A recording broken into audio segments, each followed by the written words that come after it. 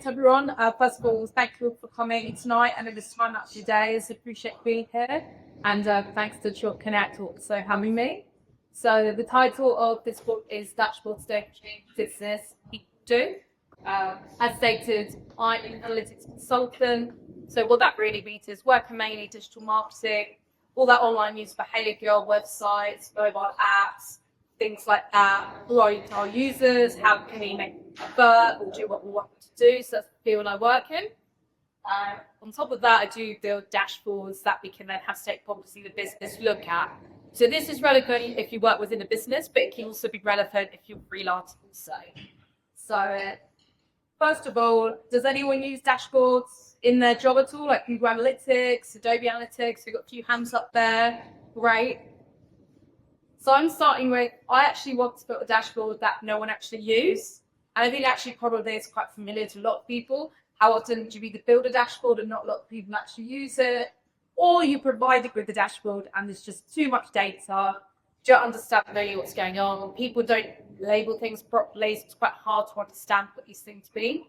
So I actually did do this myself. So I built a dashboard and no one can use it. So I built the dashboard when I worked at Newsweek, which is the newspaper phased out in the United States. It was far too complex in terms of the amount of data that I put into it. So I did create it in something called Looker Studio. Looker Studio is a free product provided by Google. So again, if you are freelance or if you don't have a budget to work with, Looker Studio is actually a good tool to use if you want to push in different data sources such as Google Analytics, paid ads, and so on and so forth. However, I did build it in Looker Studio for this specific purpose, but there wasn't actually a lot of people using it. It actually required too many clicks to access the data. So when I say that, it's like when you guys have consumer journey to grow in your real lives. Like if you want to buy a pair of trainers, you have to go through maybe 5 or 6 clicks. You won't actually give up. I actually provide a similar service to my stakeholders. Second point, the data is complex to the audience. I actually alienated them. So when we're working as analysts or tech people, we have to sometimes be a bit mindful of using a lot of tech jargon. Some of the words that we use, our audience might not understand. And in this specific instance, my audience at Newsweek was reporters. Their bread and butter is writing articles, putting articles out, research, and so on and so forth. So the metrics and things that I stated were just lost upon them. But that was down to me. And then the third point, it was actually missing additional data sources. So I'd go in, not add conversation to the right people, a little bit siloed, not sort of thought of the bigger picture, and we're actually missing data sources. So the talk is about, we're talking about dashboards, but actually people and communication is what makes dashboards actually more effective. So the first thing, if you are building a dashboard, you should always ask yourself, why should your audience actually care? So rather than focusing on yourself and make you thinking, I can come up with so much great stuff to put in this dashboard, have a think about, do my audience actually want this? Number one. Number two, will they actually understand it? How functional will this actually be? Is it worth me putting this much effort into actually will anyone use it? Because later along the line, you'll actually have poor people asking questions about it, or maybe asking to update it. So it might actually become more hassle to work. So doing this focus on the audience, always think that a workshop is quite beneficial. 30-minute call with someone, say, what do you actually want out of this? What's the business objective for this dashboard? And say create an emotional connection. That sounds a little bit profound. We're talking about a dashboard. Actually just building some relationships between businesses can have easier conversations when it comes to business requirements. So whether that is building a rapport in a friendly manner, or whether it is actually stating, okay, if we build this dashboard for you, this could prove that you're doing your job well, so you could go away and annual review and ask for more money. So if you can't build an emotional connection through maybe a friendship, so on and so forth, do look at the incentives of why does this matter to that person? Because sometimes you do have people that are disengaged with their jobs or a little bit hostile to what you might be trying to do. So if you bring it back to the reason they should actually care, they're going to be more receptive. And long term, your job is going to be a bit through. So again, who is your audience and why should they actually care?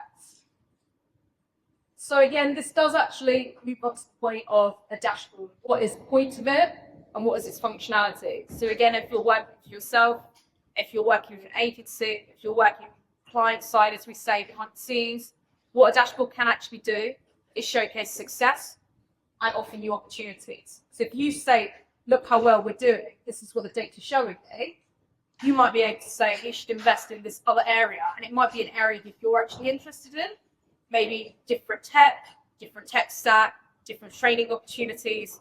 But what it can also do is, you can also state where you might fail. Now, we don't like to speak about failure, but it's going to come out in the wash somewhere. So you can also say with the dashboard, this is what went wrong, this is why we won't want to repeat this again, because then you're actually learning from failure and taking up that accountability for it. So that was actually my second point now. You can actually manage a lot of failure, especially relevant freelance, especially relevant in agencies when you are only as good as your last job. Even client side, if something hasn't really gone that well, you can use dashboard data to say, this didn't go that well, so let's not do this strategically in the next quarter or the next budget that comes around. So as I stated earlier, I do think it's really important to actually meet the stakeholders, to understand their needs, to actually make an effective dashboard. So again, rather than going away, working on it yourself and thinking, this is what I think they want, have a conversation. Have a 30-minute Teams call, Zoom, whatever you use. Better face-to-face sometimes, so you can hash out those ideas, but actually understanding what they want. It will, again, make the dashboard more successful, but equally, it's something that I like to say, minimize the minds. Less people coming to you asking questions for clarification, for amendments, and so on. So I do think having that communication up front is really important.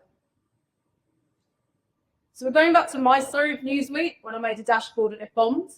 So what I actually did was go back to the drawing board. I did have a meeting with the senior reporters and said to them, okay, what do you actually want in this dashboard? Where do you want it? How do you want it? And what did make the difference was that communication through talking. Secondly, collaboration, them informing me of some things that I didn't know. So in this instance, we did use Google Analytics for online behavior. We also looked at paid spend through PPC ads, but other data streams were actually Apple News, which I hadn't worked in publishing before, so I didn't really know that existed or in business. And then also MSN News, and you also have something called Google Discover, so getting your smartphones where you have the news coming through based on an algorithm. Newspapers often get served up there as well. So if I'm having an open conversation, I understood, okay, if you need to include all these different data streams. And then this does build trust within the teams. They come to you, they trust what you do, they'll know that you're open to change. It is also about timing, so also managing expectations, how long things will take, and when you can deliver them. So the decision was then made, rather than making this in Booker Studio, which I have been used to, actually making it into Power BI. So anyone that doesn't know, Power BI is a dashboard functionality tool from Microsoft. A lot of big businesses use it. There is a free version of it. However, a lot of companies use it based on a license, but it is, in my opinion, far more powerful if you can look up whenever it does come price tag.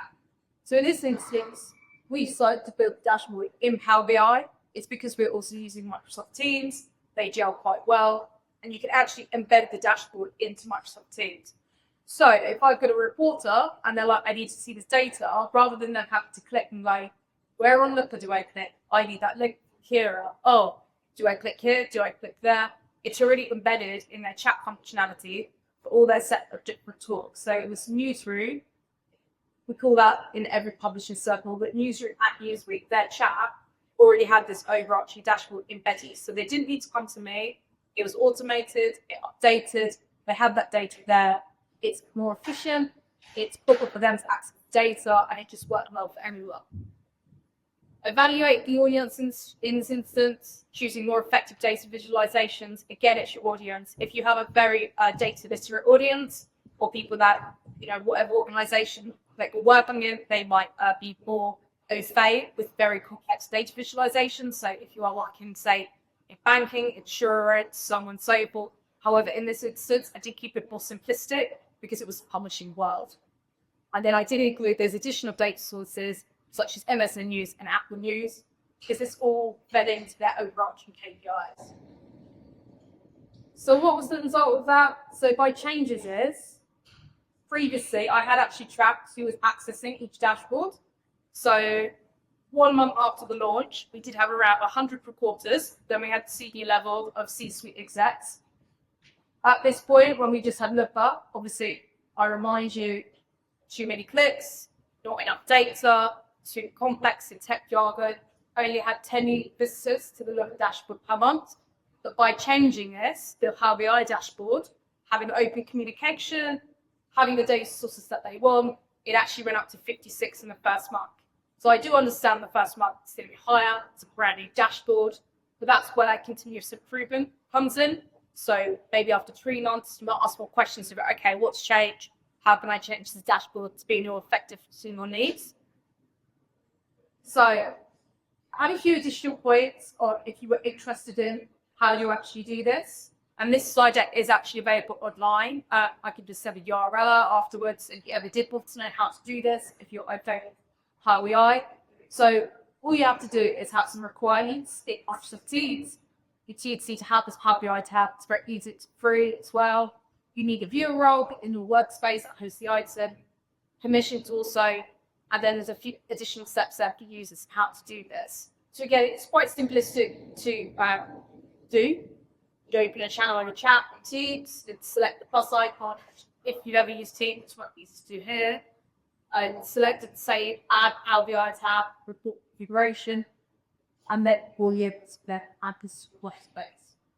So that stated, I've got a few slides just on data visualizations with the dashboards, because even me myself, it's quite good to remind yourself of what visualizations work for what specific dimensions and metrics and why they're important. And my source for this actually is Harvard Business Review. So it's not just me coming out and saying, I think this is correct. It's a study by professors at Harvard that this information is sourced from. So visualizations, what are they? Visualizations are methods of creating representations of information in graphs, so very much so data. It is important that you choose the correct data visualization based on the data that you use, but also to support the data story that you're telling actually throughout the report or dashboard. This does help communicate data in a way which is easily discern. So there's actually a neuroscience behind this. Our brains are actually built to take information through visualizations as opposed to either reading data, whether that's sentences and sentences of insight, or whether that's actually just data in a table. A visualization is far more effective, and that's scientific, and that's a neurological thing that's also in our brains. So visualizations do work effectively. So I'm going to go through just 4 or 5 different visualizations. So you might go back to school and look at pie charts. So pie charts are the most basic visualizations, and they're used in many different industries, and they're very good to be used to illustrate proportions or part-whole comparisons. Very simple to read, but they're very good for audiences who are very familiar or comfortable with data. If you have an audience that's a bit more sophisticated, probably not worth doing. There is also a school of thought that pie charts are not the best representation of data. That's if you're more into statistics and econometrics, and that's fair, but they still do have a place in some dashboards and some reports. It's very good to use this for device category or demographic splits. So if you have an audience, you want to look at demographic, or if you want to say X amount are using mobile, X amount are using desktop and or tablet, although tablet is dying out now. We have bar charts, and then I'll speak about a few more, so I won't teach something as it were. Bar charts, again, very much used in many reports, dashboards. But one axis of the charts to categorize they can be compared and measure value.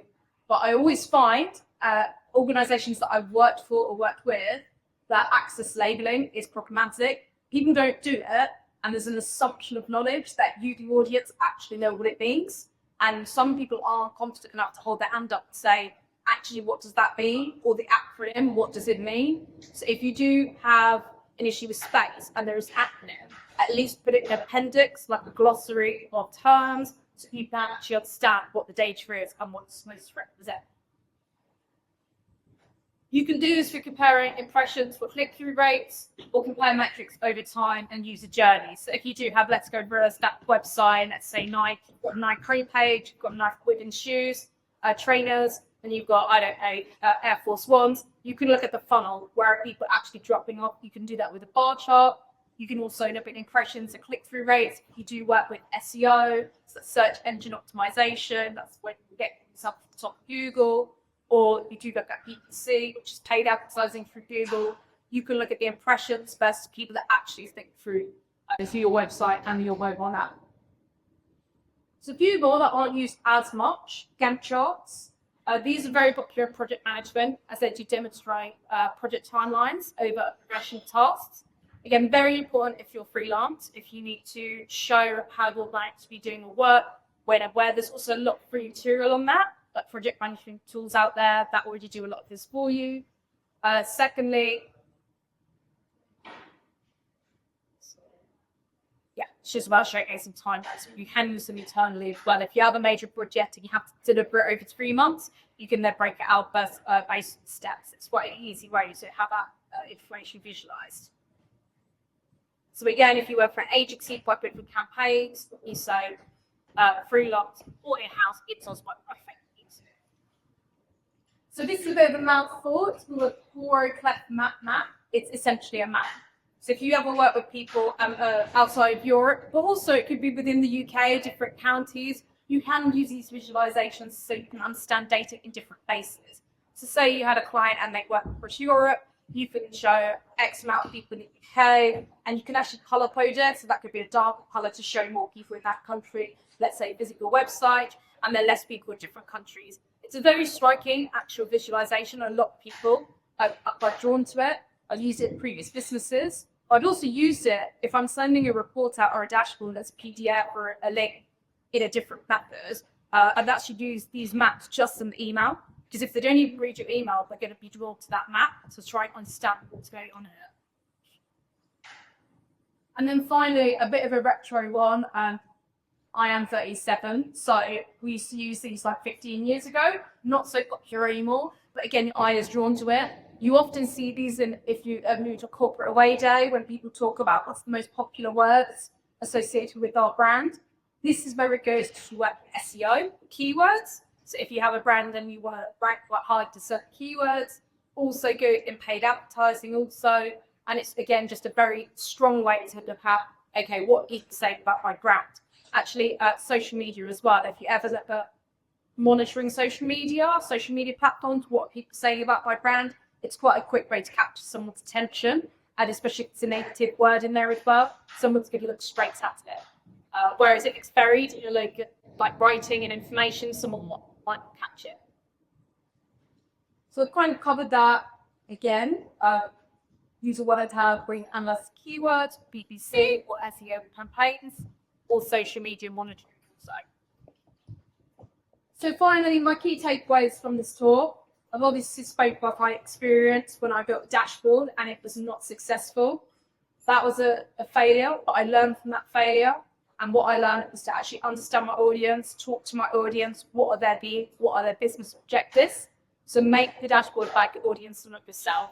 We're all capable of building absolutely brilliant things, like we're smart people, but we need to understand the audience and how receptive they will be to it. We all take in information in different ways. We all learn in different ways. So the best way to make your dashboard successful is understanding that audience.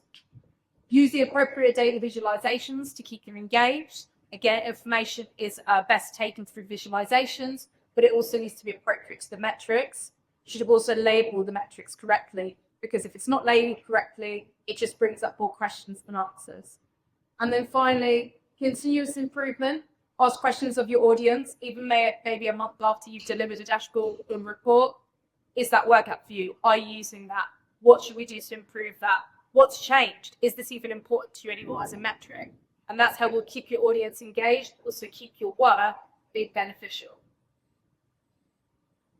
So there's something that also stayed great from this is how can you align your work to not just produce data, but to actually move people, rather than just churning out the data and is it even being used, actually thinking about producing some work that will actually be beneficial to other people. And that also for you will let you have that free time to go on and do bigger and better things. So that concludes my talk. These are my details on LinkedIn. Anyone wants to add me, feel free to. I'm pretty bad at everyone, so you might already have your LinkedIn. If you have any questions, feel free to ask me. now, or if you want to ask privately, happy to answer any questions. Thank you for your time.